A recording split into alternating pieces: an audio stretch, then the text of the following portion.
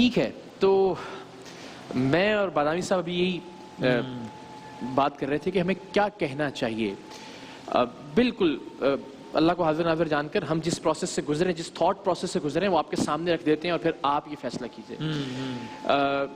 اس وقت میرے نزدیک سب سے بنیادی اور اہم ضرورت ان دونوں ماں بیٹی کی یہ ہے کہ کم سے کم ایک چھت ضرور اپنی ان کو میسر آ جائے. 6,000 روپے اس کمرے کا کرایہ ہے جس میں یہ رہتی ہیں، گیس اور بجلی کا بل اس کے علاوہ ہے، کھانے پینے کا انتظام اس سے الگ ہے. تو آپ سوچئے کہ کپڑے سی کر یہ کیا کما لیتی ہوں گی.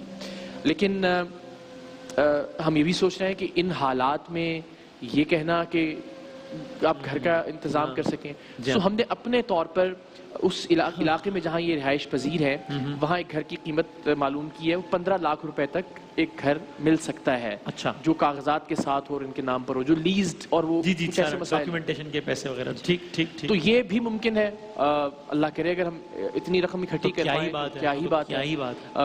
بچی کی تعلیم کا انتظام ہو جائے، ان کو یہ کم سے کم ہو. مجھے بتا رہی تھی سدرا کہ وہ روزہ کھولنے کے لیے دوسرے گھروں میں جاتی ہیں، مطلب کسی کے گھر جا کے افطاری کرنا پڑتی ہے اگر کوئی فرض کرے گھر نہیں آتا دینے کے لیے. تو یہ زندگی کس طرح سے گزر رہی ہے آپ اندازہ کر سکتے ہیں. ایک ماں ہے، ایک بیٹی ہے، اور ایسے پرآشوب دور میں کہ جہاں اتنے سارے مسائل ہیں، وہاں افطار اور سحر بھی اگر کسی کی محتاجگی ہو اس میں، تو آپ ذرا سوچئے گا. آج افطار کے وقت اب اس وقت تیاری ہو رہی ہوگی گھروں میں، جو بھی ہے، لیکن ظاہر ہم کچھ نہ کچھ تو ضرور سب لوگ کر رہے ہیں اس وقت، سادگی سے ہی صحیح. لیکن ایسی نوبت نہیں ہے آپ لوگوں کے یا ہمارے گھروں میں کہ ہمیں کہیں دیکھنا پڑے کہ افطاری کہیں سے آئے گی تو ہم روزہ افطار کریں گے. تو کم سے کم اللہ نے اگر یہ ہمت اور استطاعت دی ہے کہ ہم اپنے بل بوتے پر آج روزہ افطار کر سکتے ہیں، تو پھر ہمارا فرض ہے کہ ہم. اور ابھی تو اس کی عمر بڑی ہنسنے، ابھی تو اس کی شادی ہونی ہے انشاءاللہ، اور سارا کچھ ابھی تو اس کی عمر بڑی ہنسنے کی انشاءاللہ. اور پڑھائی بہت امپورٹنٹ ہے. بیٹیوں کی پڑھائی کے لیے جتنا کر سکتے ہیں پلیز ضرور آگے بڑھیے. نمبر اسکرین پر موجود ہیں، آپ کال کر سکتے ہیں. اسٹوڈیوز میں بھی ڈونیشن ہاٹ لائن پر بھی اکاؤنٹ ڈیٹیلز بھی آ رہی ہیں. یہ ہم ہمیشہ یقین دلاتے ہیں کہ دیانتداری سے آپ کا عطیہ کیا ہوا ایک ایک پیسہ انشاءاللہ ہم امانت کے طور پر پہنچا دیں گے. اللہ چاہے تو انشاءاللہ کچھ ایسا کوئی ایسی سبیل ہو جائے کہ آج کوئی اچھی خبر ہم کو یہاں سے دے کر بھیج سکیں انشاءاللہ. کیسے مزاج ہیں آپ کی؟ خیریت سے ہیں؟ شکر اللہ کا بیٹا ٹھیک ہوں. مائک ذرا بس قریب رکھیے گا. بیٹا میں بیمار رہتی ہوں، بہت پریشان ہوں. شوگر کی مریض ہوں، ہائی کی مریض ہوں، گردے میں انفیکشن ہے. بیٹھتی ہوں تو پورا جسم سن ہو جاتا ہے، چلتی ہوں تو تکلیف ہوتی ہے گھٹنوں میں، کمر میں.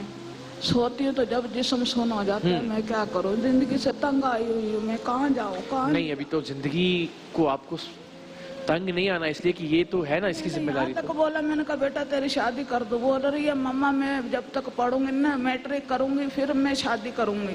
میں نہیں کرتی، آپ کر لو. میری عمر ہے، میں خود اپنے آپ سے چل نہیں سکتی. میں کیسے شادی کروں؟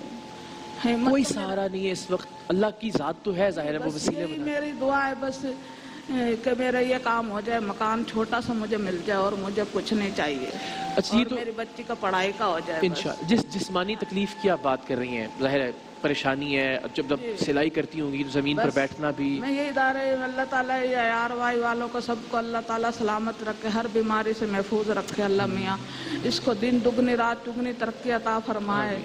اس میں جتنے بھی کام کرتے ورکر ہیں سب کو اللہ میاں سلامت رکھے. اللہ ترقی دے اور اس ادارے کو چمکتا دمکتا رکھے. اللہ تعالیٰ آپ کو بھی سلامت رکھے، آپ کو بھی صحت دے.